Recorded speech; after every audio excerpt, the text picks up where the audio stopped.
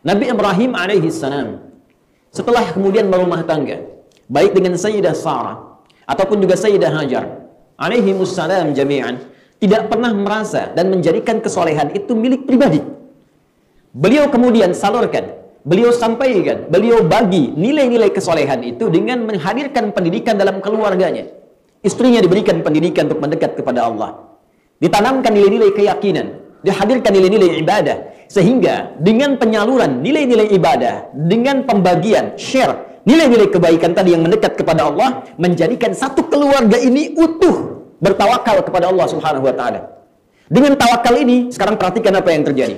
Bukankah Nabi Ibrahim alaihi salam ketika dianugerahi oleh Allah Subhanahu wa taala anak pertama dari rahim Sayyidah Hajar, diberi nama kemudian dengan Ismail alaihi salam, bukankah diperintahkan oleh Allah Subhanahu wa taala untuk dibawa Ismail beserta ibundanya ditempatkan di tempat baru yang nyaris tak ditemukan bagian-bagian pokok untuk dikonsumsi guna menunjang kehidupan.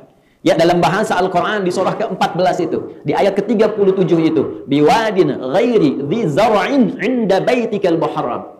Ya Allah, hamba mohon ya Allah, berikan anugerah perhatian, perlindungan, perawatan kepada keturunanku yang kau perintahkan untuk ditempatkan di daerah yang tandus. Ghairi dhi zara'in, ya, di tempat yang mustahil bisa diadakan cocok tanam di tempat itu. Tandus, gersang, bebatuan. Tapi inda baitikal muharram, aku bertawakal karena tempat ini mendapatkan keberkahan karena berada di sisi rumahmu ya Allah yang dimuliakan itu. Tapi kisahnya bukan di situ. Kisahnya adalah saat ditinggalkan Sayyidah Hajar dengan Ismail alaihi wassalam dalam keadaan masih bayi itu, masih dalam gendongan itu, masih dalam air susuan itu. Apa yang terjadi ketika akan ditinggalkan? Ada satu riwayat menyebutkan istrinya hanya bertanya, "Ahadza min amrillah?"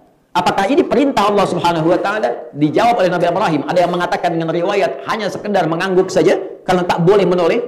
Ada yang mengatakan bala tanpa menoleh. Ya. Begitu kemudian pergi fantalaka, meninggalkan istri dan anaknya itu. Apa yang kemudian direspon oleh istrinya? Ketika suami memberi isyarat ini perintah Allah, ada yang sangat mengagumkan, terhunjam dalam jiwanya. Lau kana min amrillah, kalaulah ini semua perintah Allah, pasti Allah tidak akan pernah menyia-nyiakan hambanya. Pasti Allah akan menjaga hambanya. Pasti Allah akan memberikan kebutuhan kepada hambanya. Pasti Allah akan memberikan perlindungan kepada hambanya. Ini yang sangat luar biasa. Sehingga dengan ketawakalan itu, apa yang terjadi? Sayyidah Hajar semakin semangat untuk mendidik Ismail, merawatnya, mencari segala kebutuhannya sampai menemukan air Zam-Zam dengan izin Allah Subhanahu wa taala. Kisah ini kalau kita tarik ke dalam dunia kehidupan kita kekinian, ingin memberikan pesan kepada kita. Tugas suami yang Allah kemudian telah tetapkan di Quran surah ke-4 ayat 34 itu, di antara sekian tugasnya dibiarkan kemudian ditetapkan oleh Al-Quran untuk bisa fokus mencari nafkah. Ar-rijalu qawwamuna 'alan nisa bima faddalallahu ba'dahum 'ala ba'dhin wa bima anfaqu min amwalihim. Di antara tugas suami yang paling pokok selain menjaga, menyayangi, melindungi keluarganya, ditugaskan oleh Allah dengan segala komponennya untuk mencari nafkah. Bukankah saat mencari nafkah itu ia akan meninggalkan keluarganya? Boleh jadi ia akan punya tugas seperti Nabi Ibrahim punya tugas. Mungkin dia akan pergi ke tempat yang jauh. Mungkin akan berpisah dengan keluarga sementara waktu. Ada yang sehari, ada yang 3 hari, ada yang sepekan, bahkan berbulan-bulan. Jika tarbiyah tidak hadir dengan kuat dalam kehidupan rumah tangga, jika istri dan keluarga tidak diberikan kekuatan dari sejak awal, belum tentu bisa kuat ditinggal oleh suami. Mungkin dia akan mengeluh.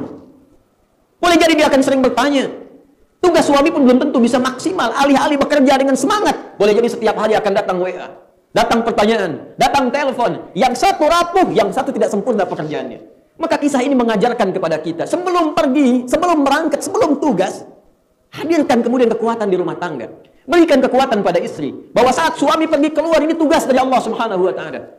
Sayang mustahil Allah meninggalkan kita. Sayang yakinkan Allah akan merawat keluarga kita.